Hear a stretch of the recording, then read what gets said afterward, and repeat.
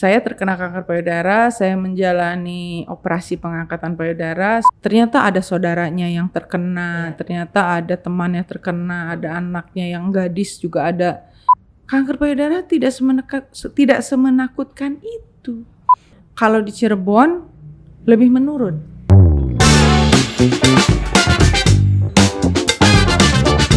Hai, halo semuanya. Kembali lagi bersama kita dalam segmen ngobrol bareng, ngobrol santai dan menginspirasi.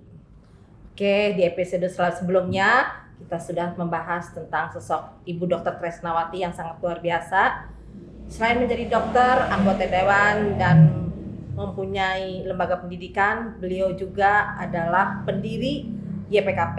Apa itu YPKP? Yayasan Peduli Kesehatan Kanker Payudara Kota Cirebon atau bisa disingkat YPKP. Oke.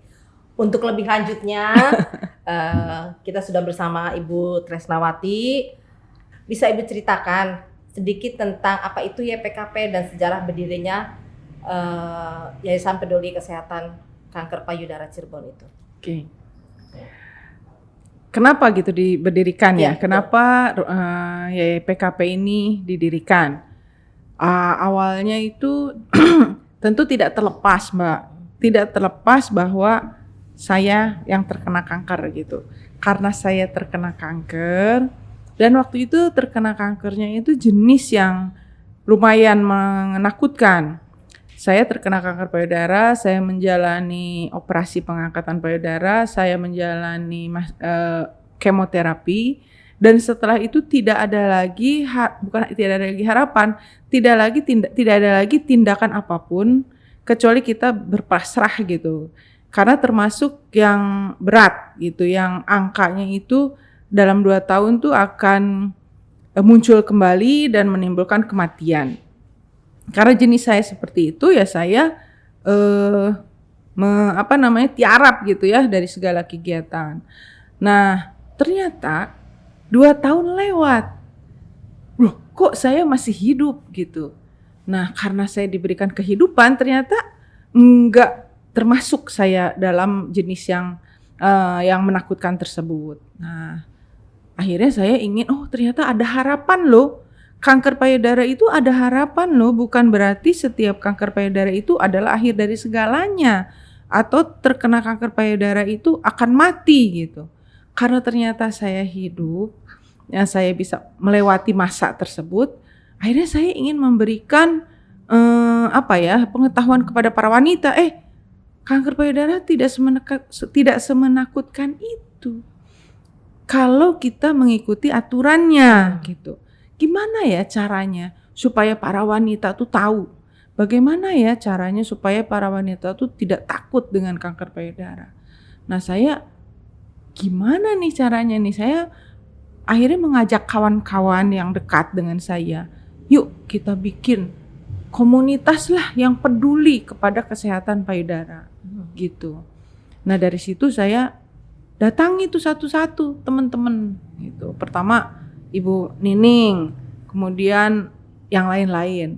Saya mengajak para wanita itu dengan Miss Nining itu sampai hujan-hujan deras gitu datang mengetok pintu para wanita yang dianggap orang penting lah di Cirebon gitu untuk mau yuk kita bagaimana ke masyarakat tentang kanker payudara ini.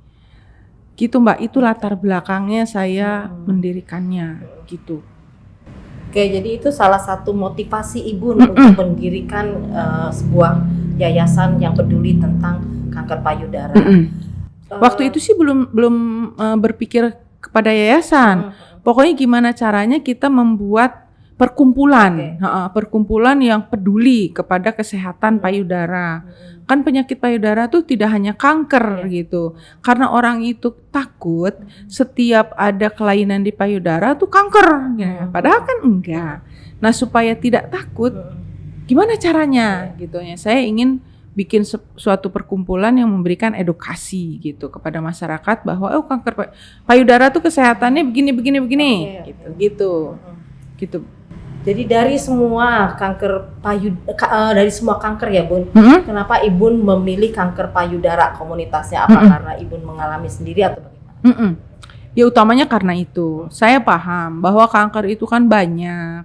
Kanker itu ada kanker usus, kanker paru, kanker otak, dan lain-lain sebagainya.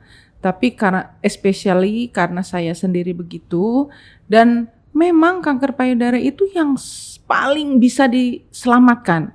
Kenapa? Karena kanker payudara itu muncul di permukaan, gitu ya. Muncul di permukaan tuh kita bisa raba, kita bisa deteksi dini. Kalau ada perubahan pada payudara tuh bisa diketahui. Jadi artinya kita tuh bisa benar-benar mengawal, menyelamatkan. Berbeda kalau kita terkena misalnya kanker rahim, ya, kanker serviks, atau kanker usus, atau kanker paru, atau kanker otak. Kita tidak tahu.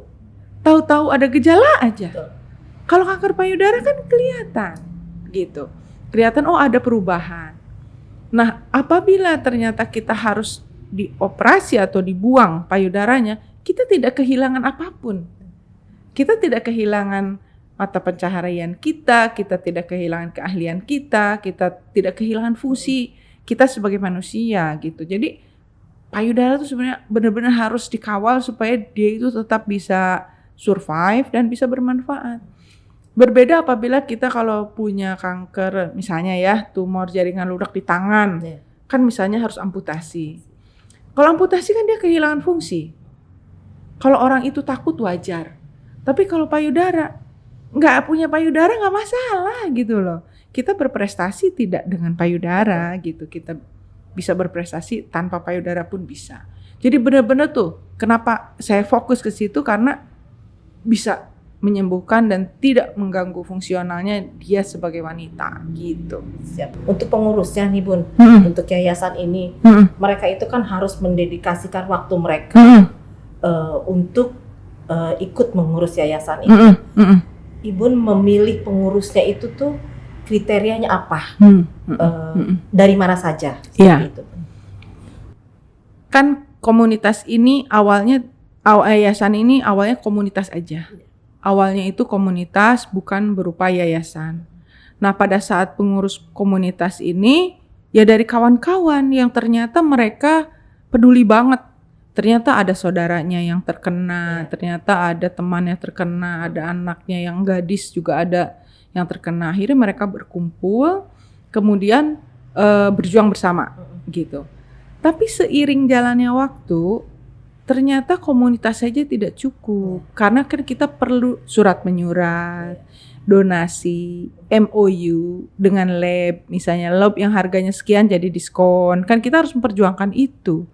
Nah, untuk adanya donasi, kerjasama, itu memerlukan badan hukum. Nah, akhirnya ya kita mendirikan yayasan. Yayasan ini berdiri benar-benar perjuangan teman-teman, termasuk mendirikan di akta notaris juga atas dari bantuan Ibu Notaris Swati yang sama sekali tidak ada biaya kan gitu. Semuanya donasi-donasi dari kawan-kawan kami gitu. Nah, memilih pengurus yang akhirnya dari komunitas itu kan tersaring mana yang benar-benar terus continue gitu, terus sampai 2 tahun lah komunitas itu 2 tahun mengurus para penderita kanker, kemudian berdirinya yayasan, akhirnya yang terbentuk yang di situ gitu, yang bertahan. Jadi memilih itu tersaring dengan alam ya, mana yang bisa bertahan terus mengayomi para penderita gitu. Untuk yayasan sendiri apa ada campur tangan dari pihak pemerintah Bu untuk kepengurusannya atau dana atau apa ada bantuan dari pemerintah? Nggak ada. Kita benar-benar mandiri. Memang sesuai visinya ya. Visinya kami itu adalah membantu pemerintah dalam menghadapi penderita kanker payudara. Pemerintah kan sudah terlalu banyak tugas ya, mulai dari stunting, vitamin A dan lain-lain sebagainya. Untuk urusan kanker payudara ya kita mandirilah gitu ya, gitu dari ada donatur gitu. Sedangkan untuk program utamanya yayasan ini sendiri apa sih Bun? Ya, pertama visi ya. Visinya tentu membantu pemerintah. Jadi memang dunia nih, WHO itu menugaskan kepada seluruh dunia ya, kepada seluruh negara untuk mencegah, untuk melakukan deteksi dini kanker payudara. Jadi WHO itu memberikan maklumat gitu bahwa kanker payudara dan kanker serviks itu adalah yang harus dilakukan deteksi dini gitu. Lalu waktu itu Ibu Ani Yudhoyono memberikan juga perintah bahwa kanker payudara dan kanker serviks harus dilakukan deteksi dini.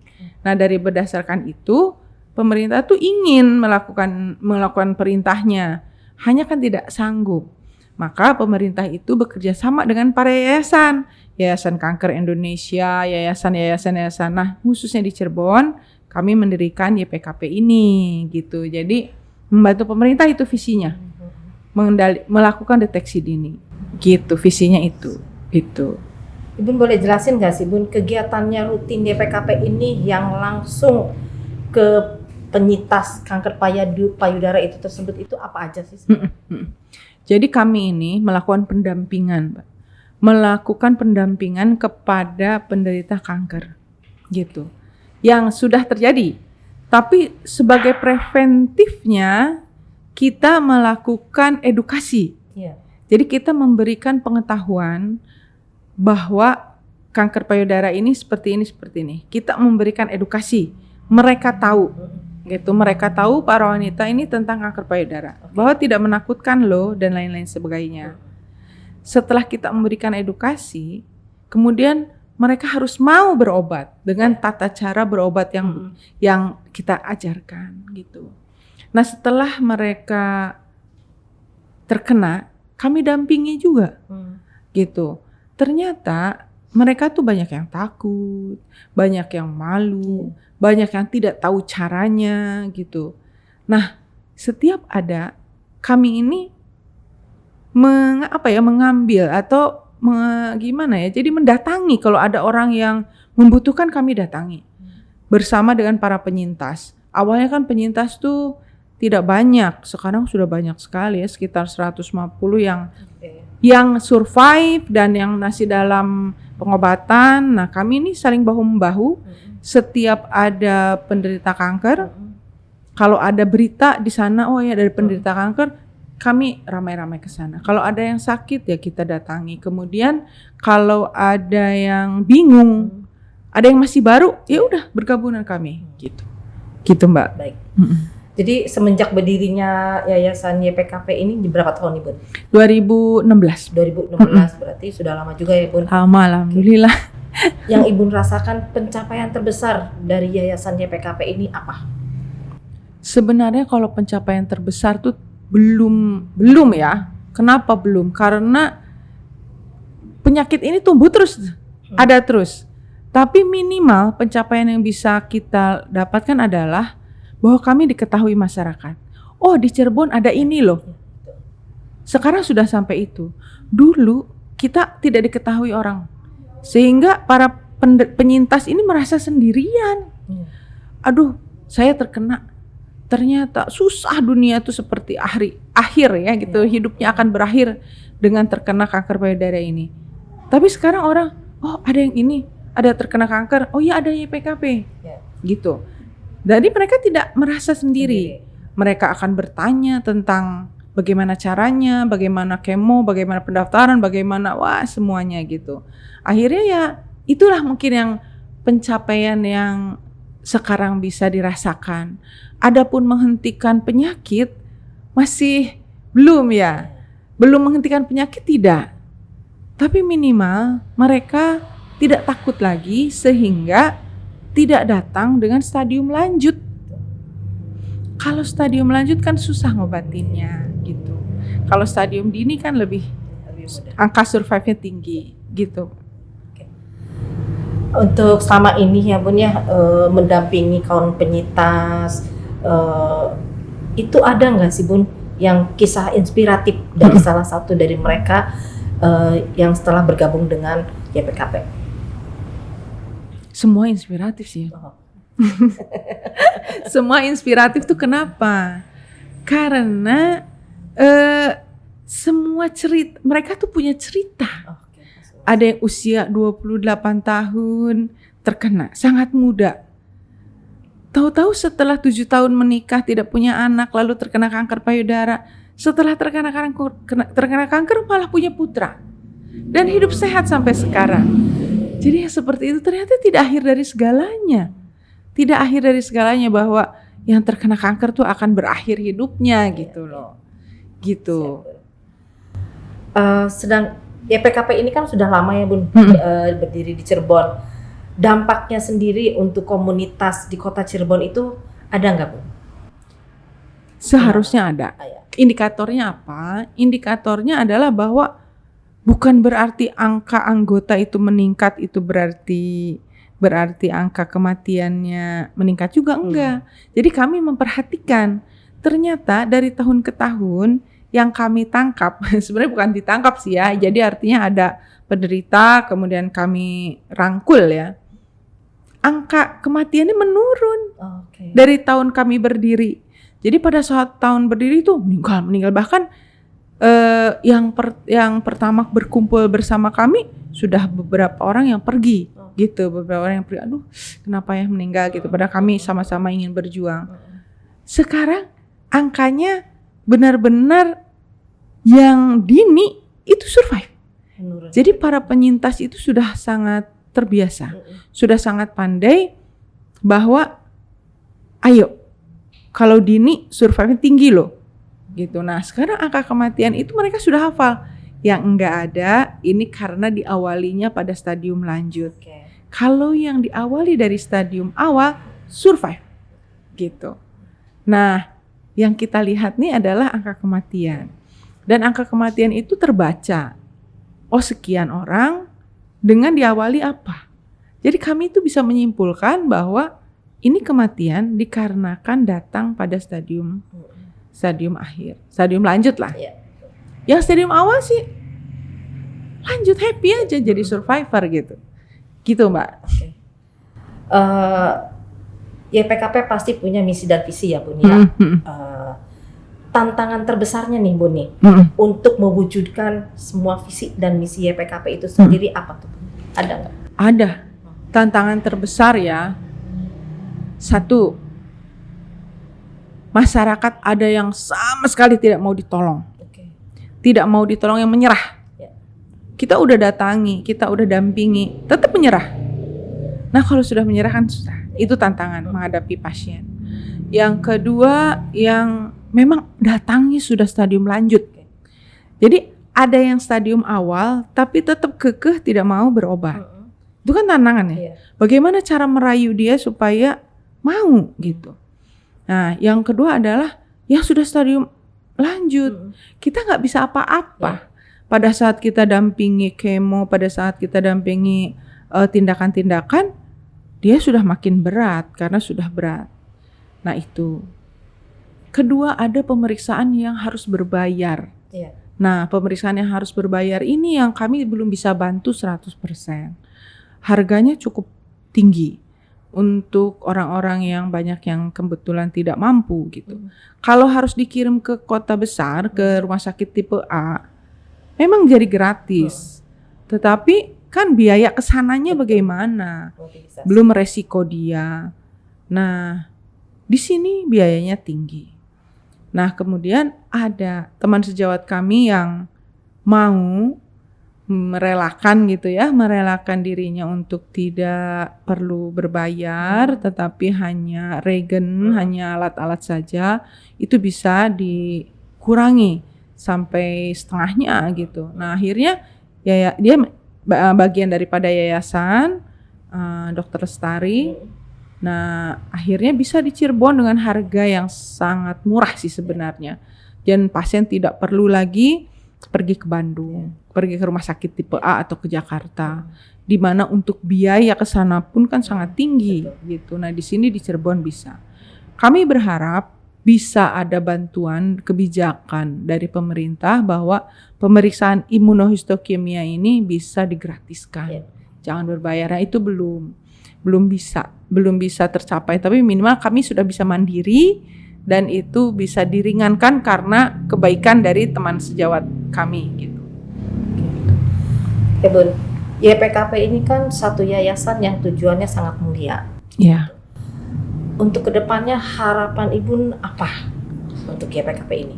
Ya, dulu salah satu cita-cita saya masuk ke dunia politik pun ingin dapat perhatian bahwa ini ada loh YPKP yang membutuhkan uluran tangan pemerintah gitu. Tapi setelah saya di dalam, ternyata saya di dalam bagian daripada pemerintahan, ternyata memang sulit dan murni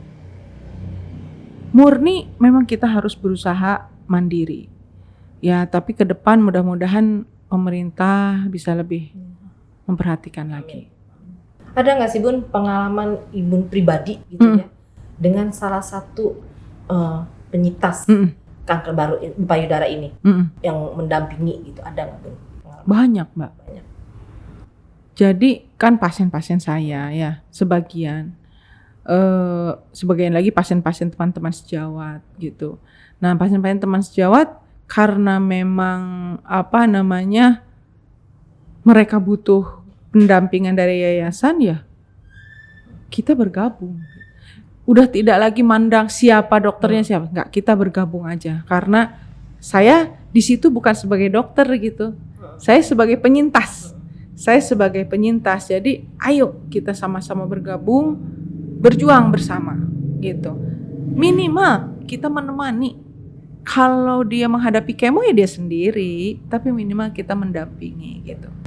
Seru juga ya Bu ya berbicara tentang Yayasan Peduli Kanker Payudara ini. Kan teknologi makin maju nih Bu, banyak perubahan. Yayasan sendiri bagaimana menyikapinya dengan banyak perubahan?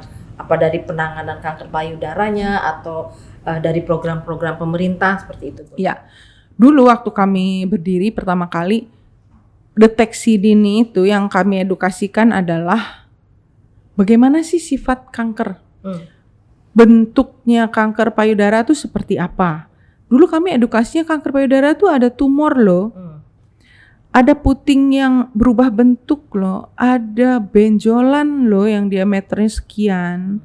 Ada perubahan kulit payudara menjadi seperti kulit jeruk. Kita ceritakan tentang keadaan kanker payudara. Sekarang bukan itu. Pemerintah tidak begitu. Jadi deteksi dini itu, yang disebut deteksi dini adalah belum ada kelainan. Jadi kalau dulu diceritakan tentang itu, sekarang sudah tidak lagi. Dulu itu sadari pemeriksaan payudara sendiri, lalu dicarilah gejala-gejala seperti ini gitu. Sekarang enggak. Semua wanita harus datang screening gitu. Semua wanita yang sudah reproduksi ya. Setiap tahun sekali harus pemeriksaan ke dokter, memeriksakan payudaranya sendiri. Jadi belum ada keluhan harus sudah diperiksa gitu. Setelah pertama kali sadanis pemeriksaan payudara klinis ke dokter, dia setiap bulan melakukan pemeriksaan payudara sendiri atau sadari. Tahun depan ketemu lagi. Apabila dalam 1 tahun tersebut tidak ada kelainan, ketemulah sama dokternya setahun sekali.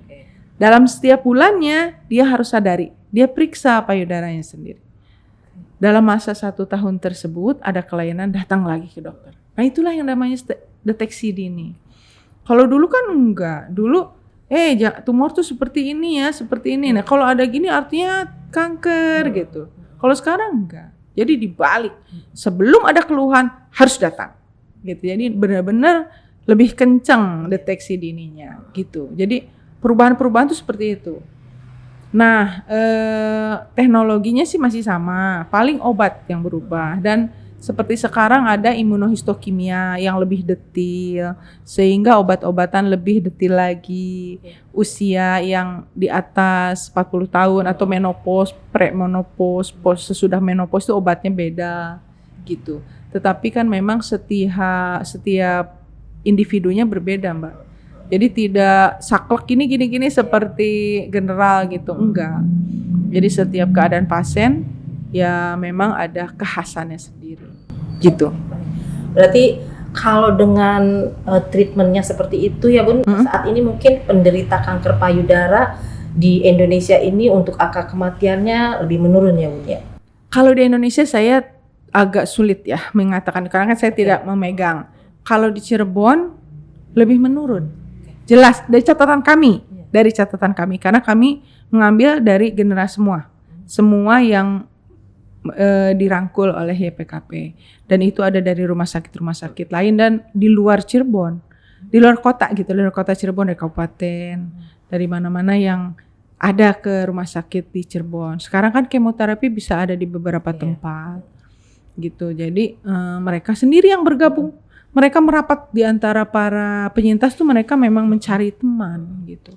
Selain penyintas Bun, kalau masyarakat biasa seperti kita nih bisa berkontribusi nggak sih Bun untuk semua program-programnya YPKP itu? Siap, sangat dibantu.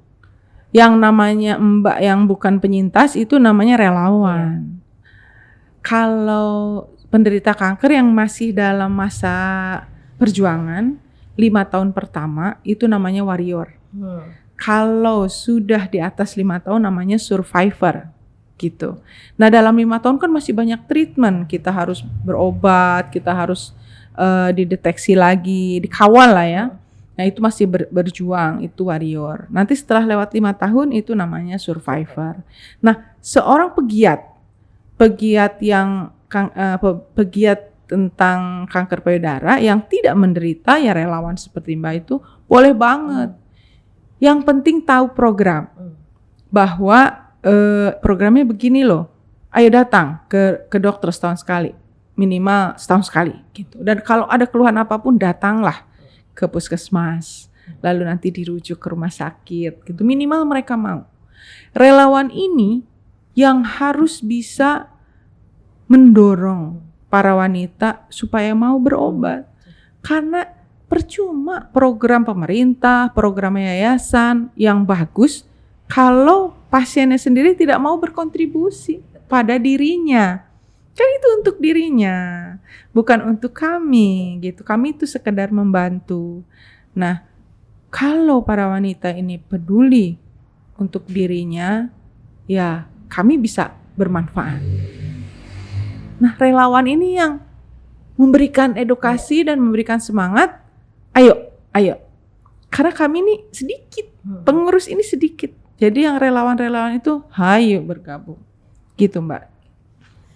Oke Bun, ini pertanyaan terakhir nih. YPKP itu bisa membangun kerjasama dengan pihak lain atau organisasi lain nggak Bun untuk mewujudkan semua program-program YPKP ini? Sekarang kami ada join dengan lab. Dengan lab karena ada beberapa yang harus kita periksa di luar dari tanggungan asuransi pemerintah. Asuransi pemerintah tidak menanggung gitu. Yang imunohistokimia itu, dan satu lagi pemeriksaan seromarker. Seromarker itu indikator di darah tentang adanya tumor. Nah itu dengan lab, ada potongan. Baru itu aja. Karena memang itu yang dibutuhkan. Gitu, itu yang dibutuhkan. Adapun kami kerjasama untuk edukasi, kemana saja kami siap Mbak. Kami siap melakukan edukasi untuk para wanita. Jadi ada dari pengajian mana, dari arisan mana, dari sekolah mana, dari kantor mana. Itu ada yang meminta kami untuk hadir, kami siap. Baik itu pengurus maupun penyintas. Karena penyintas ini, kalau saya sendiri penyintas ya nggak perlu ya kalau saya nanti ada penyintas lain. Kalau saya pasti sudah paham dengan penyakit, tapi ada penyintas awam yang benar-benar tidak paham tentang penyakit, yang kemudian dia mau melangkah dan kemudian berjuang. Itu sangat menginspirasi. Oke. Baiklah, obrolan yang sangat menginspirasi dengan Ibu Dr. Tresnawati mengenai YPKP ya Bun ya. Cukup sampai sini dulu. Kepada semua masyarakat atau Kota Cirebon khususnya yang merasa perlu memeriksakan diri, dipersilahkan mengikuti program-programnya YPKP. Oke, untuk teman-teman yang ingin mengetahui lebih lanjut tentang program-program Yayasan YPKP atau ingin mengontak dari pengurus YPKP, bisa menghubungi nomor yang di bawah ini. Silakan, nanti akan ada yang meresponnya, salah satu admin. Terima kasih.